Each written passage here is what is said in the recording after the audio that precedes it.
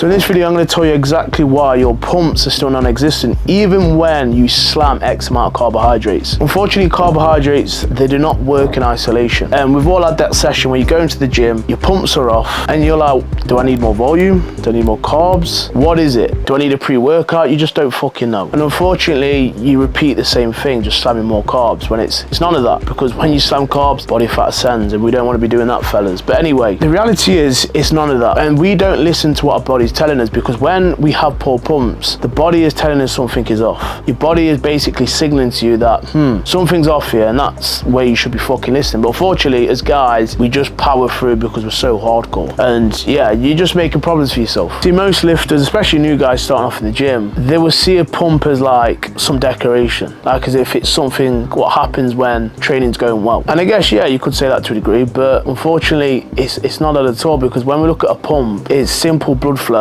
plasma volume, and nutrient delivery. So when you have a poor pump, this isn't bad luck. It's basically your circulation telling you that it doesn't have the fuel to deliver the fluid and nutrients that give it muscle. Because again, when we use muscle or when we're moving, we're basically using ATP. And as well as that is electrolytes. So here's the part I want you guys to understand, because it will start to make sense further down the line and why this all pieces together. But when we see blood, we see red blood cells, but there's also something in the blood which is called plasma, aka fluid. So the fluid is the transport carrying system which will deliver the likes of glucose, glycogen, amino acids, and of course electrolytes to the given working muscle. So before any nutrient can be delivered, for it to be delivered, it needs plasma volume, which will be the piggyback for it. And guess what the single biggest lever is when it comes to plasma volume?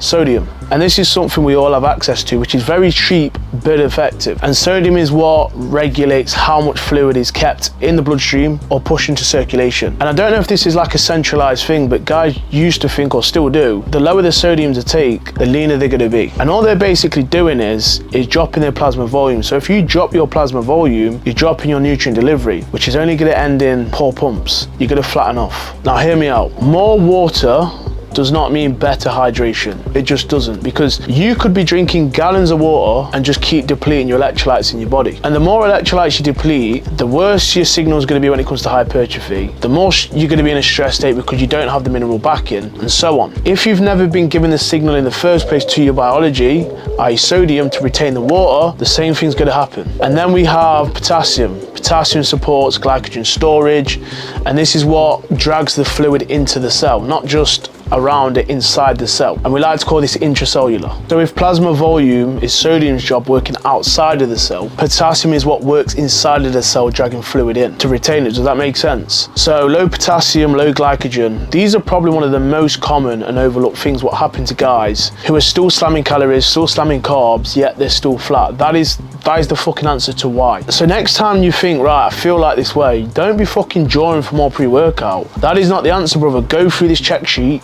step by step, and I'm sure one of these will give you the answer. Number one, very simple. Have I been consuming enough sodium throughout the day? Especially around pre-workout. Bro, if you've not been getting sodium in, especially in pre, that is a schoolboy error when it comes to hypertrophy, because all we're trying to do is improve the signal. We know if we can improve our nutrient delivery, plasma volume, all these things are going to help towards that, i.e. the pump. Very simple. Have you been consuming? I would say around your pre, anywhere between 600 to 1200 mg is a good base. Always start on the lower side, because when it comes to sodium, the more calories you eat, the more sodium you'll probably need. The bigger you are, the bigger the turnover, especially if you sweat a lot, if you're a guy on the tools, all these things to consider. So yeah, that's number one. Number two, another simple one. Am I retaining the fluid, or am I just constantly pissing it out? Number three is, am I actually consuming enough glycogen, or am I under eating? It's one of those things 9 times out of 10. Because when we look at pumps, they're not cosmetic, it's your circulation telling you something is off. Now I completely get if you're deep into a deficit. As we see, the deeper you go into a deficit, the less food, less calories, less glycogen, less potassium. Makes complete sense to why pumps naturally fade. But if you're like someone in a gaining phase and you're still struggling for a pump, yeah, there's a problem there. Because when we come to pumps anyway, it's not something which is cosmetic, it's basically circulation telling you where your bottleneck is. So it comes back to this, fellas, you have to fix the delivery first, which is sodium, hydration, and glycogen. You take care of those, the pumps will take care of itself. But if you are wanting more understanding of your electrolytes, or the framework I use on my clients to understand their ranges, DM me the word framework on Instagram and I'll ping this over. But that is it for now, fellas. I will be doing another one on potassium, diving in a bit deeper. So yeah, I'll see you on the next one.